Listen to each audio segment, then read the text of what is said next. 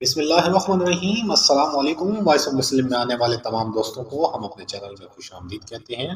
ہمیشہ کی طرح آج بھی ہم آپ کے لیے ایک انتہائی دلچسپ موضوع لے کر آئے ہیں۔ موضوع کو شروع کرنے سے پہلے میرے تمام دوستوں سے گزارش ہے کہ میری اس ویڈیو کو لائک، چینل کو سبسکرائب، ساتھ دیے گئے بیل بٹن کو پریس کر دیں، اس سے میری حوصلہ افزائی ہوگی۔ ہمارا آج کا موضوع ہے موجودہ سمندری طوفان کے بارے میں۔ جیسا کہ آپ سب کو معلوم ہے کہ ہم رسول اکرم صلی اللہ علیہ وآلہ وسلم کی امت ہیں، اور رسول اکرم صلی اللہ علیہ وآلہ وسلم اللہ تعالیٰ کو بہت زیادہ عزیز اور محبوب ہیں۔ لیکن پھر اللہ پاک ہم پر یہ مصیبتیں اور آزمائشیں کیوں ڈالتا ہے؟ کیا واقعی ان سب کے آنے میں ہمارے ہی اعمال ہیں؟ کیا یہ ہماری ہی کرتوتوں کی وجہ سے سب کچھ آتا ہے؟ جانیے قرآن پاک کی روشنی۔ قرآن مجید فرقان حمید اللہ کا وہ آخری پیغام ہے جو تخلیق آدم سے لے کر قیامت تک کے تمام موضوع کا احاطہ کیے ہوئے ہے۔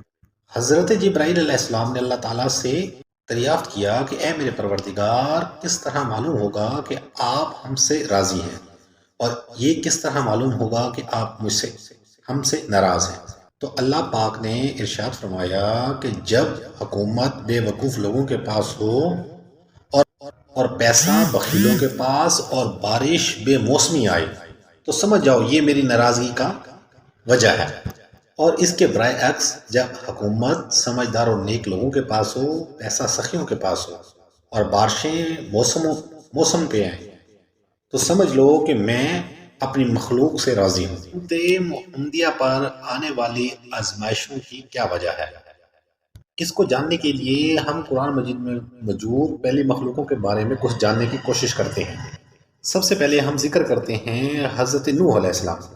اللہ پاک نے حضرت نوح علیہ السلام کی قوم کو کس طرح عذاب دیا، اور اس میں ان کا کیا عمل دخل تھا۔ باقی نبیوں کی طرح حضرت نوح علیہ السلام بھی اپنی قوم کے لیے ہدایت کا پیغام لے کر گئے، لیکن اس قوم نے ان کو جھٹلا دیا، جس کی وجہ سے اللہ پاک نے ان کی قوم کو غرق کیا، اور حضرت نوح علیہ السلام اور ان کے چاہنے والوں اور جو اللہ پر یقین رکھتے تھے ایک کشتی میں سوار کرایا، اور اس کشتی کی حفاظت اللہ پاک نے خود کی، اور اسی طرح باقی قوم کو نیست و نابود کیا۔ اسی طرح حضرت عہد کی قوم کا ذکر قرآن کریم میں ملتا ہے، جو کہ آج سے تقریباً 2500 سال پرانی بات ہے۔ ان کی قوم نے بھی اللہ پاک کو جھٹلا دیا تھا، جس کی وجہ سے اللہ پاک نے ان کو عذاب میں مبتلا کیا، اور اس کی نشانیاں موجودہ جدید دور میں ملتی ہیں۔ اب ہم بات کرتے ہیں اپنے پاکستان پہ۔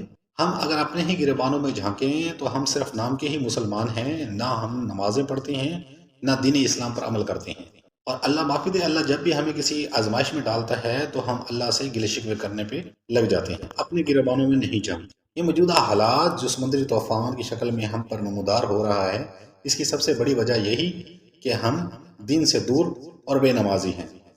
اللہ پاک ہم سب کو دین پر عمل کرنے کی توفیق عطا فرمائے، اور 5 وقت کا پکا نمازی بنائے۔ آمین ثم آمین۔